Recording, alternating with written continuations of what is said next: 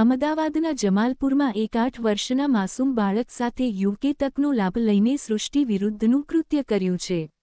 મસ્જિદમાં નમાજ કરવા માટે આવેલા યુવકે બાળકને ધાબે લઈ જઈને બાળક સાથે કુકર્મ કર્યું હતું। બનાવ અંગે બાળકે તેના વાલીને જાણ કરી હતી। વાલીએ ગાયકવાડ હવેલી પોલીસ સ્ટેશનમાં ફરિયાદ નોંધાવતા પોલીસે ગુનો નોંધી આરોપીની ધરપકડ કરી છે। એક રિપોર્ટ ગુજરાત ગીતા ન્યૂઝ અમદાવાદ શહેર। ગાયકવાડ હવેલી પોલીસ સ્ટેશન ખાતે એક ગંભીર ગુનાની નોંધણી કરવામાં આવેલી છે। સદર ગુનાની આપણે જો વિગત જોઈએ તો ગાયકવાડ હવેલી પોલીસ સ્ટેશન અંતર્ગત એક મસ્જિદ આવેલી છે। મસ્જિદની અંદર એક સગીર વયનો જે બાળક છે એ પોતે પોતાની ધાર્મિક વિધિ એટલે કે નમાઝ માટે ગયેલ હશે અને ગઈકાલે શુક્રવારનો જે દિવસ હતો એટલે જુમ્માની નમાઝ માટે ગયા હતા। એ દરમિયાનમાં એક વ્યક્તિએ બાળકને લલચાવી ફોસલાવી અને મસ્જિદના એકાંત જે વિસ્તાર જે ધાબા ઉપર લઈ જાય છે અને એની સાથે જે અયોગ્ય હરકત કરે છે, સૃષ્ટિ વિરુદ્ધનું કૃત્ય કરે છે, એના અનુસંધાનમાં ગાયકવાડ હવેલી પોલીસ દ્વારા મહેરબાન શ્રી ડીસીપી સાહેબની સૂચનાથી તાત્કાલિક આરોપીને પકડી અને જેલ હવાલે કરેલ છે અને હાલમાં એ પોલીસ કસ્ટડીમાં છે। સાહેબ, આરોપી દ્વારા કેવા પ્રકારે એને ક્યાં અને કેવી રીતે લઈ જવામાં આવ્યો દુષ્કૃત્ય કરીને?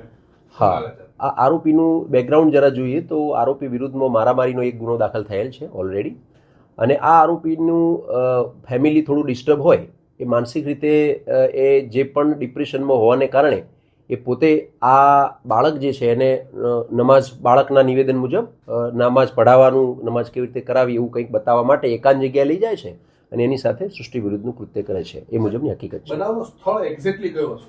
હા, બનાવ જે છે એ ગાયકવાડ હવેલી પોલીસ સ્ટેશન અંતર્ગત આવેલી મકદુમ સાહેબની મસ્જિદ છે અને એના ધાબા ઉપર આ બનાવ બનેલ છે।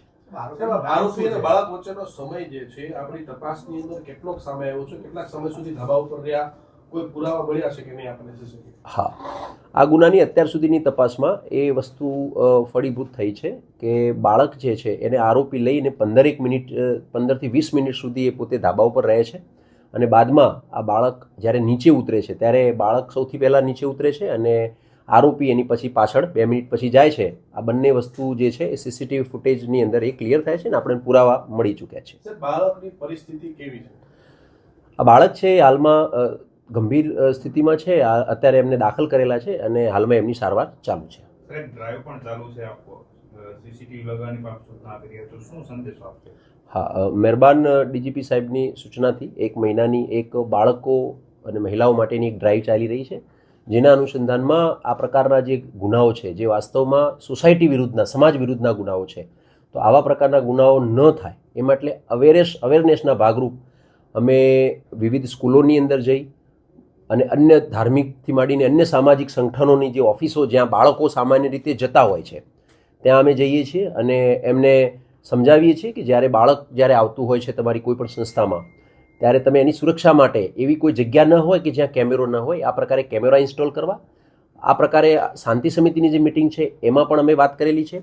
સાથે સાથે ગાયકવાડ હવેલી પોલીસ સ્ટેશન અંતર્ગત જેટલી મસ્જિદો આવેલી છે, જેટલા મદ્રેસા આવેલા છે અને અન્ય શૈક્ષણિક સંકુલો આવેલા છે એમને પણ એ સૂચના આપવામાં આવેલી છે કે વધુમાં વધુ સીસીટીવી ફૂટેજ લગાવે। સાથે સાથે સ્કૂલોમાં જઈને અને ખાસ તો મદ્રેસાઓમાં જઈને અમારા દ્વારા એ સૂચના આપવામાં આવી છે કે બાળકોને ગુડ ટચ અને બેડ ટચ બાબતમાં જણાવે। પરિવારની શું ભૂમિકા બની રહે છે? પરિવારની ભૂમિકા? હા, આરોપીનું જે નામ છે એ આપણે જોઈએ તો નોમાન શાબીરભાઈ શેખ છે અને એ પહેલાં ગાયકવાડ હવેલી વિસ્તારમાં રહેતો હતો અને હાલમાં એ ગાયકવાડ હવેલી વિસ્તાર બહાર રહે છે, પરંતુ નમાઝ પઢવા ગઈકાલે એ આ વિસ્તારમાં આવ્યો હતો। સર, આવા કિસ્સાઓની અંદર પરિવારની ફરજ શું છે બાળકો પ્રત્યેની?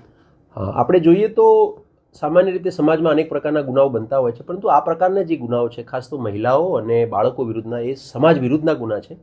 તો આ બાબતમાં ખાસ માતા પિતાઓ અને ગાર્ડિયને અવેર થવાની જરૂર છે। જ્યારે પણ તમારું બાળક છે કોઈ બાબતમાં બહાર ગયું હોય અથવા ઘરમાં પણ હોય અને અનકમ્ફર્ટેબલ લાગે, એની બિહેવ અનકમ્ફર્ટેબલ તમને જ્યારે લાગે ત્યારે એને બાળકને પ્રેમથી પૂછવું જોઈએ અને આવી જો કેર કરવામાં આવશે તો હું માનું છું આવી જ્યારે ઘટનાઓ બને છે ત્યારે વધુમાં વધુ ઝડપી પોલીસના પણ ધ્યાને આવશે અને આવા જે ગુનાહિત માનસિકતાવાળા જે લોકો છે એને જેલ હવાલે પણ કરી શકાશે। ઓકે, હિન્દી